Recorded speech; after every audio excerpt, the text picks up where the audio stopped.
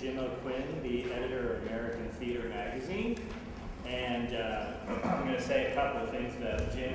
And basically, I had a couple of things that I thought we'd ask and to get the ball rolling here. And then I thought I'd open it up to you folks. And if you had anything you wanted to ask him about whatever, writing for the theater, about the magazine itself, about the state of the American theater, whatever you want. We can chat about that. But I'll want to say a few things about him. He served as the editor of American Theater since the National Arts magazine was founded in 1984. That's 22 years.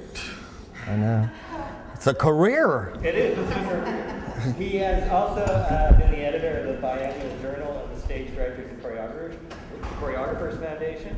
He was the managing editor of the Drama Review, the NYU publication, editor and publisher of the DeQuincy Journal, an award-winning weekly newspaper in Southwest Louisiana. He regularly reviewed theater for the one-time Manhattan Weekly 7 Days, which doesn't exist anymore, and has also had stuff appear at Stagebill, Theatre Atrs, Tatler, High Performance, and other publications.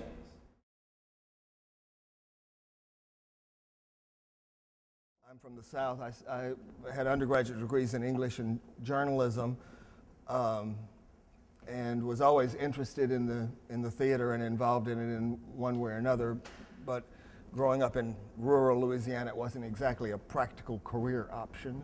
So I went into journalism, and then eventually, after some other checkered careers, starting out as a city desk reporter covering fires and conventions and things like that, becoming a sometime movie reviewer and occasional theater writer, then a public relations person for the school system in New Orleans and for an arts center for a couple of years, a two-bit vaudeville piano player on Bourbon Street. That was a good time.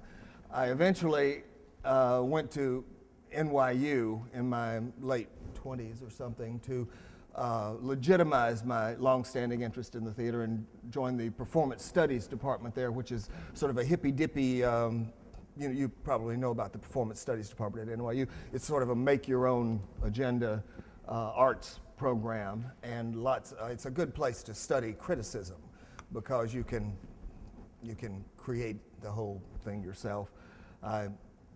At that point, I delved into dance criticism too. I really got into that for a while. But the great Deborah Jowett of the Village Voice was teaching dance criticism, and this was the start of the 80s when dance was just exploding, and the New York Times began to cover it. It was a wonderful time to be, and there I was, a hick from Louisiana in New York, delving into the dance and theater world. It was a great time. I come from that crazy NYU department. I'm a fan of experimental theater and sort of edgy stuff. I love the Wooster Group and Suzan-Lori Parks, and it's a new idea, a new format, and I was just telling Steve, the scripts of some of these are in this issue. Take a look at this stuff. She's extreme, she's confrontational, she's experimental, she's not given an inch on this stuff. I think this is going to be fascinating stuff for relatively conventional theater artists to deal with all across America, and I think that's going to have a really big effect. One of my favorite artists is, have you ever heard of Robert Lepage? Lepage, the Canadian artist. He's a just a brilliant visual, he's a genius of the theater and film.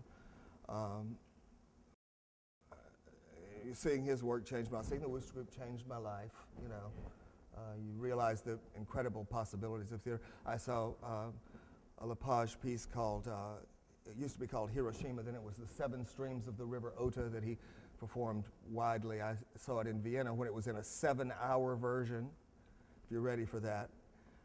And let me tell you, I remember my daughter and I sat, on a hard bench like that for 7 hours, mesmerized by this work. It's just, just absolutely incredible. but you know, who is to? Those are just personal moments, you know. Angels in America was a great moment in the American theater. I'm a big fan of chamber musicals. I think that's really the direction that musicals are going in, rather than the old Rodgers and Hammerstein model. Now, there's a great piece that's about to open on Broadway called Spring Awakening, Duncan Sheik's musical. It's absolutely dynamite. It was just at the Atlantic Theater Company in New York.